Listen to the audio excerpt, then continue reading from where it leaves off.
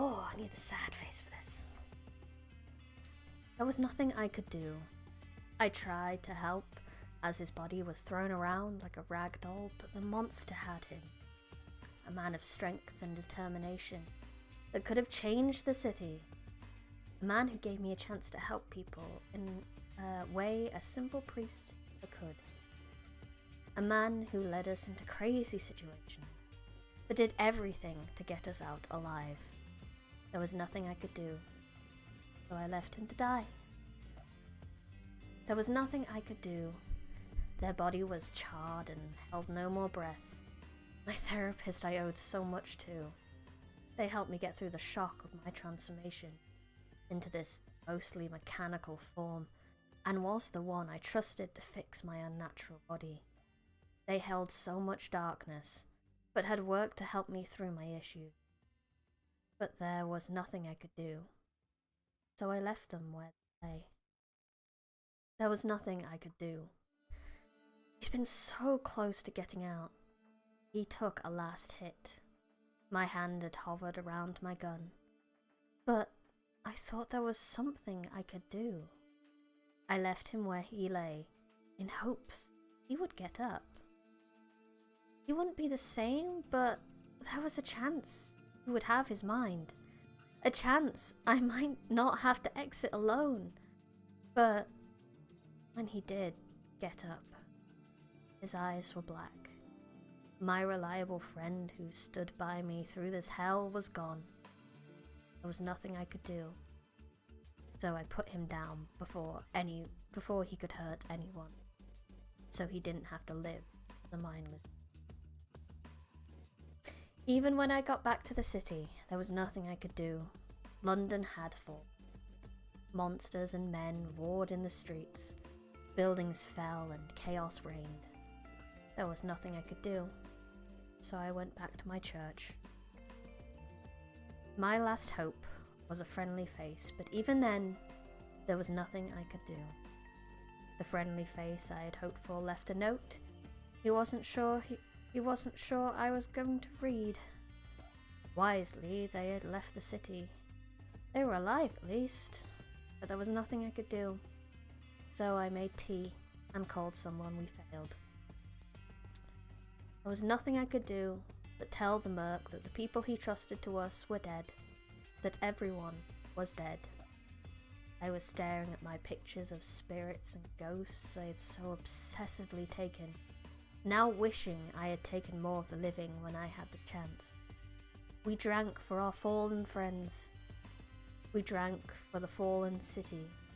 But in the end, there was nothing we could do. He eventually left. There was nothing I could do. So I clung to the one thing I had left. An old and empty church. My home. My world. Where I'd stay until I rusted and crumbled into dust. There was nothing I could do for this world anymore. So I had one last cup of tea, rested my head, and closed.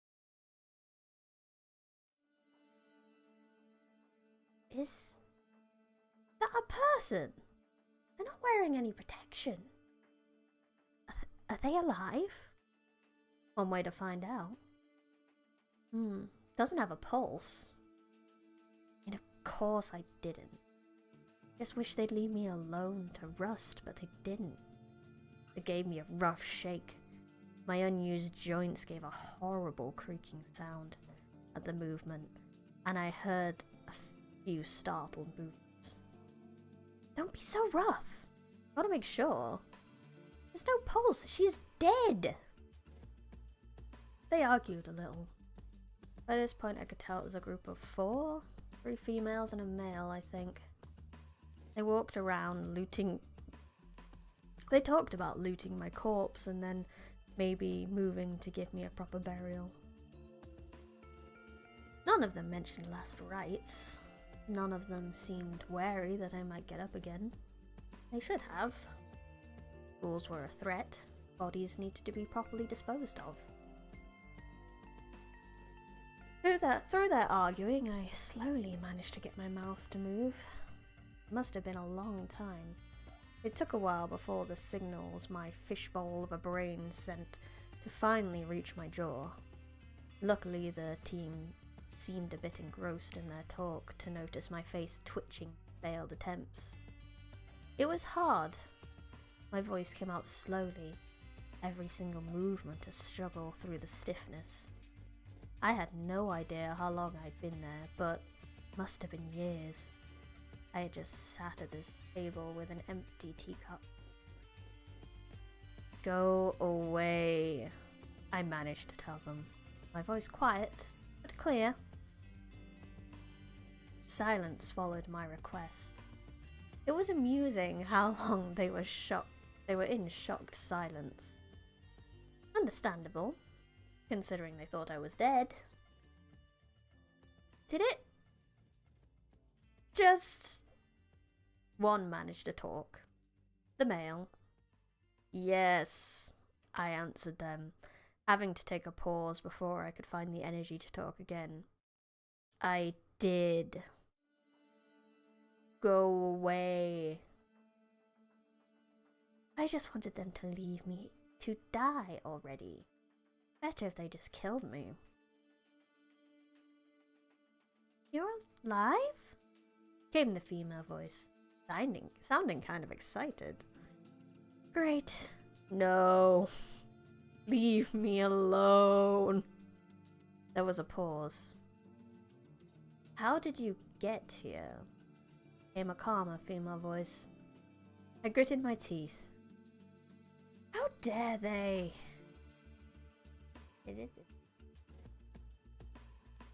Come in here and make me lose my place because I was pressing hotkeys. Sorry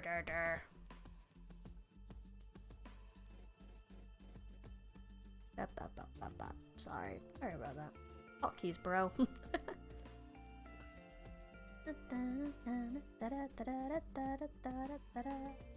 How dare they? How dare they? Where am I up to? Unnatural powers. Ah, fuck. No, wait, how did you get here? Aha! Aha! Aha! Found it! Found it! How dare they come in here and disrupt me as I planned to slowly rust away? How dare they make me feel any kind of life, even if it was just anger rising up inside me? I slowly peeled my long closed eyes open. I saw 4 of them, peering at me in curiosity. 3 of them looked rightly cautious of me. The young blonde 4th watched me with wide-eyed fascination. I didn't take much more in than that, though. All I noted is that they were all bunched together, and that made my life easier. I used the unnatural powers granted to me by this body. I pushed them across the room with my mind, flinging them across the church and into the pews. Ah! Fuck! It shouldn't be enough to kill them, at least if they weren't too fragile. But with another yell of "Go away!" they got the picture. I heard the whispering between each other as they scarpered out of my church. Good riddance. I closed my eyes and relaxed again, in my silent solitude, looking forward to the end. Maybe I should be checking bodies that get dragged in here. Never would have guessed you were working, I guess. Another voice interrupted my slumber not long after the children left, but it was nothing like theirs. This voice, something about it put me on edge. It was, on the surface, the voice of a young man, but there was a strength, a power to it that just told me he was not to be trifled with. Like he triggered some kind of defense mechanism. I felt my body warm up, signals start to be sent around my body. Cautiously, I opened my eyes and peeked in the direction of the voice. "Morning," he greeted. The youth with white hair sat in the front pew of my church. He didn't look threatened by me, nor did he show any kind of threat. His silver eyes watched calmly. I hesitated to speak, but he said nothing more. "What are you?" I asked in the silence. He wasn't anything I had seen. Not a spirit nor a throat. He didn't have the air of a normal human. "My name is Zenko. I'm the domain boss." My joints groaned as I sat up confused. "What in the world is a domain boss?" I asked, rolling my shoulders. It seemed sleep and death was not on the cards for me. For now. So I actually took a look around. Place. It was and was not my church.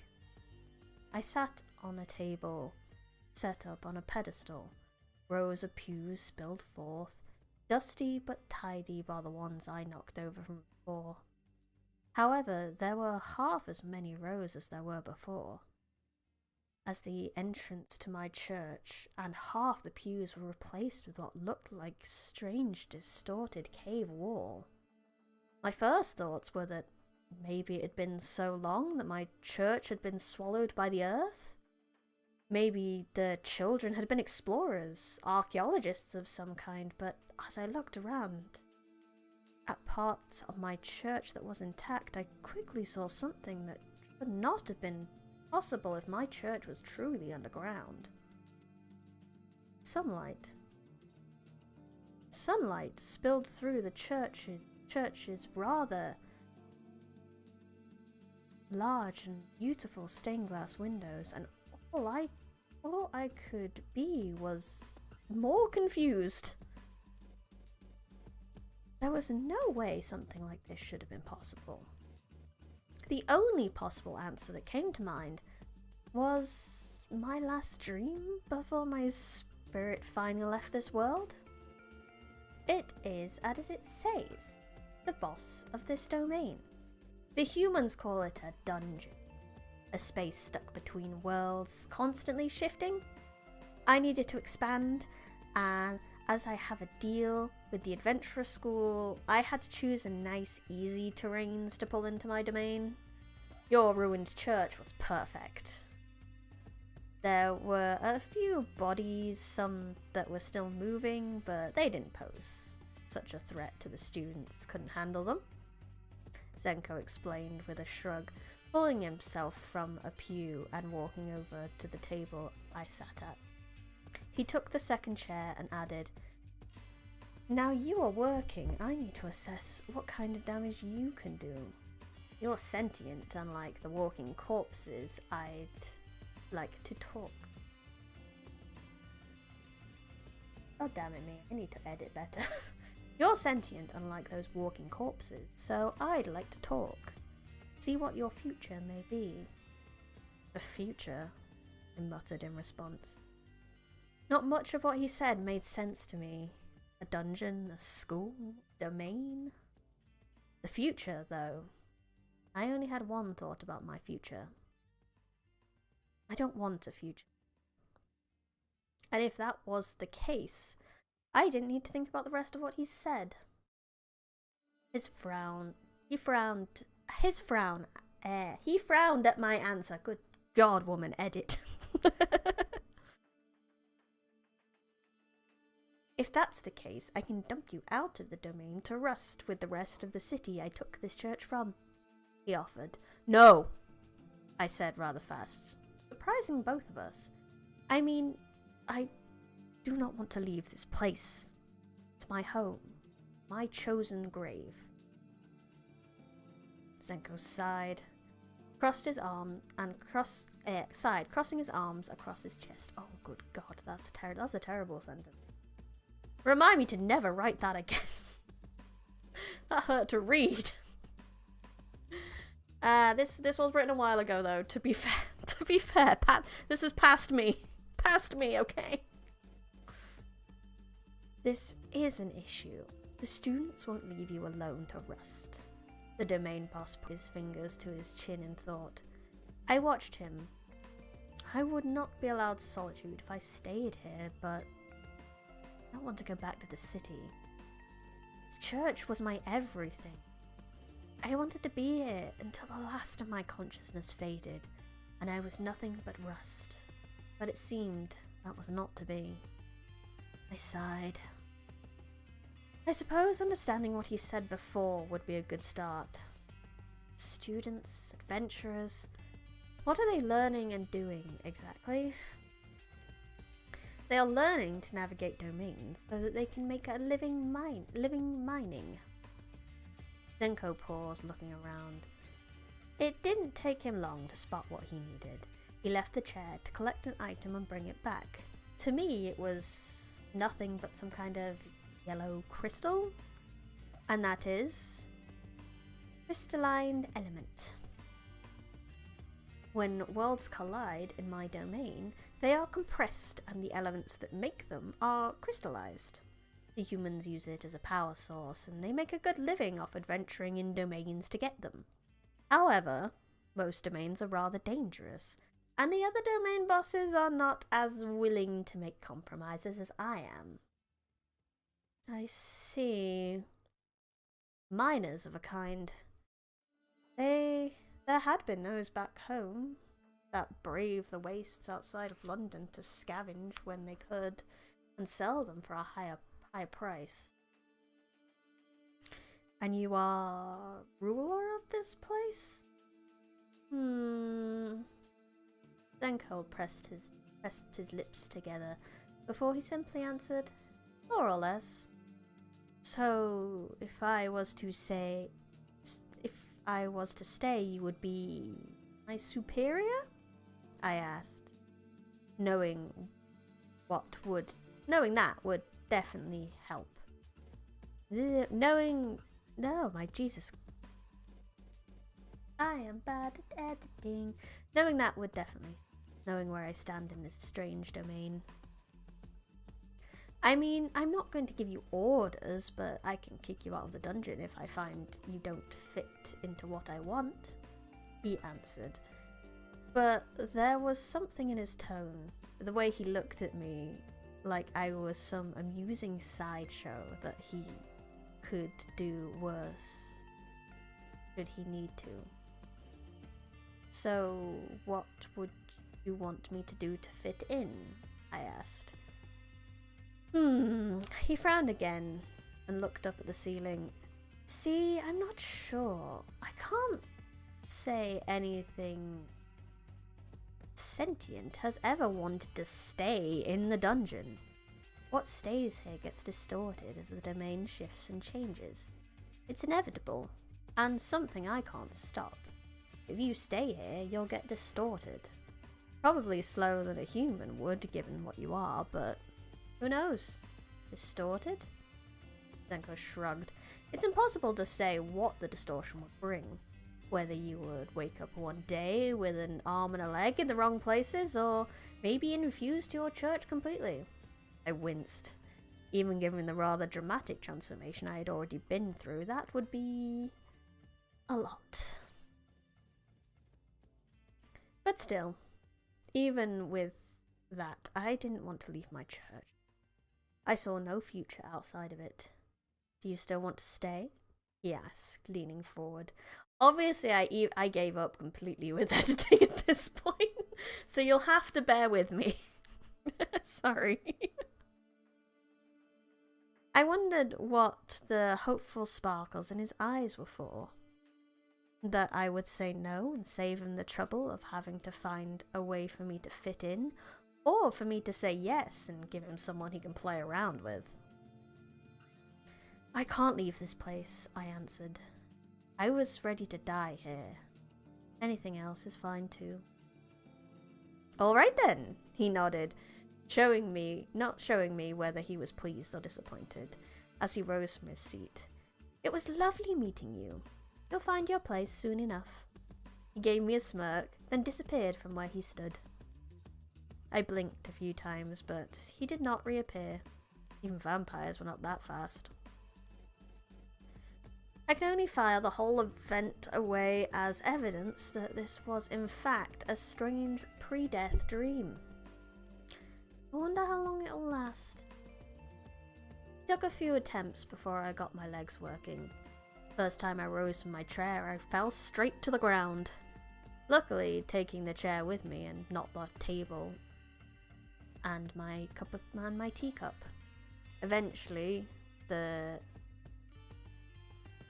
my legs woke up and I stood and I took stock of what had come with me to this strange domain.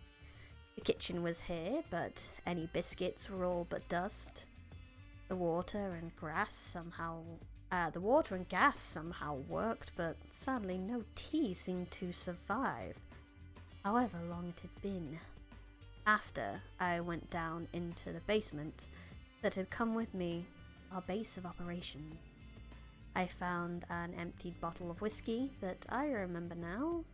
I didn't bother to put away after giving the merc that bad news about his men. I left it where it lay and saw that everything else was exactly where I left it, covered in dust. The armory, my dark room, my photograph board. That thing. Regret. It's all I saw when I looked upon it now. I remember my obsession. I used to take photos of every ghost and spirit we found. I even endangered my friends just to get the right picture. In the eyes of the Lord, the spirit was the most important part of the being. Keeping one's spirit pure, it was so fascinating. So it would enter heaven was all he asked. So I found it fascinating to see the ones left behind. Get a glimpse of the way God saw us.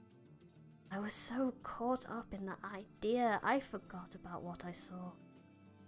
What memories I could have saved forever. I struggle to remember the voices of my friends at this point.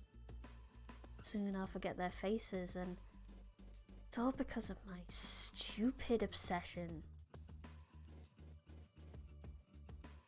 with taking photos of the paranormal. I attacked the board, ripped the photos down, and threw them to the ground. This stupid obsession. I never wanted to see these photos again. Never. I found some old matches and burned the damn things. I went to rip my camera from its place around my neck, but stopped short. No. I didn't want to lose that much. I hugged it to my chest like somehow I could make it produce pictures of those I had lost. I wished this stupid machine of a body would produce tears because I wailed as I stared at my life's work burning in front of me. I don't know how long I sat there. I wasn't sure when the fire had gone out. Maybe my mind had given out for a while because what woke me up were footsteps above me. Someone had entered the church. I blinked warily as I looked up. Was there any point in checking? Who cared if they came down here and looted the place? But then Zenko's words. You'll find your place soon. I wanted to keep this place I had to find out what that place was, and I doubt he meant that place was sitting on the ground feeling sorry for myself. I gathered up what energy I could and pushed myself to my feet. Joints creaking again. I needed some exercise to loosen them up again, it seemed. Dragging myself up the stairs and out from the back of the church. What greeted me was the 4 children from before. There she is! Said the excitable young blonde. Miss Sentinel! Sentinel? I repeated, confused. Our teacher said this was a safe room and you're the Sentinel! Explained a taller redhead girl. I rubbed my forehead. Zenko could have come to explain himself, but no, it seemed he wanted me to find out from the children. I'm sorry, could you explain what that means? We were told this is a place we could rest while exploring the dungeon, and that you'd protect us during that time, for a price. the redhead explained. The excitable blonde nodded and then raced up to me. We were told this should cover it. She thrust a package at me and I almost pulled my gun on her. Calming down, I took the package and inside was the best thing she could have ever given me. Tea. Maybe 15 wonderfully pyramid-shaped white tea bags wafting a familiar and much missed smell to my nose. Thank you. Honestly, I could not help but smile. The blonde grinned ear to ear. What are your names? I'm Echo, said the excitable blonde. I'm the team treasurer. This is Locke, the team medic. She pointed to the male, who waved at me. Leos is our team strategist. She pointed to the second blonde, who was standing a good distance away from the others. And Iris, our team leader. The redhead nodded. I nodded. Echo, Locke, Leos, and Iris. I have one more thing I need to do for payment, I told them. They all tensed. Iris's hand hovered over her crossbow, and Leos looked ready to run. Please stand in a line over there. I pointed in front of the pews. Why? Iris asked. I won't hurt you, I promise. Just for a second, I reassured them best I could. They were still cautious, but after looking between each other, and Echo doing it without question, they eventually lined up for a perfect shot. I raised my camera. Smile, I told them. They didn't. I didn't expect them to.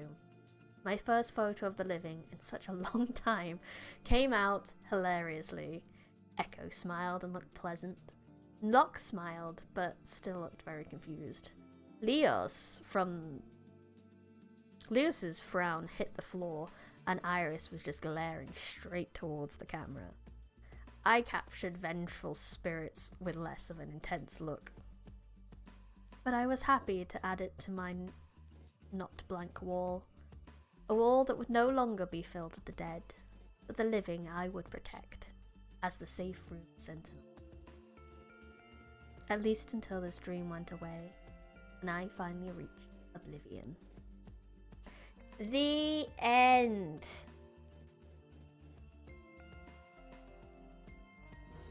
And you know what? That counts. It counts. I wrote it, but it's a short story and it counts, so I get to take off another one on my book count. Da, da, da.